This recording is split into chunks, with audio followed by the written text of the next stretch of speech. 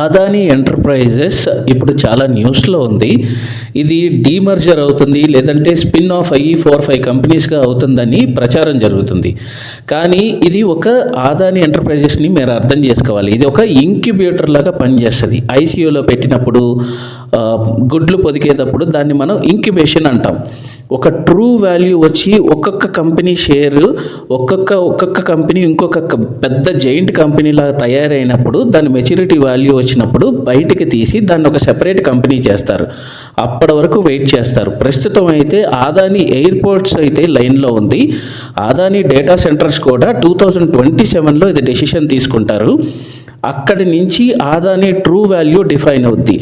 Adani enterprises గురించి చెప్పాలంటే ఇప్పుడు 4-5 కంపెనీస్ డివైడ్ అయినా ఆదాని ఫ్యూచర్లో ఇంకా యాక్విజిషన్ చేస్తుంది కాబట్టి ఆ సేమ్ 1,00,000 కోట్లు 2 లక్షల మార్కెట్ క్యాప్ ఎప్పుడైనా రీటైన్ చేయగలదు. ఇప్పుడు తీసుకుంటే లాంగ్ టర్మ్లో 4,500 వెళ్తుంది.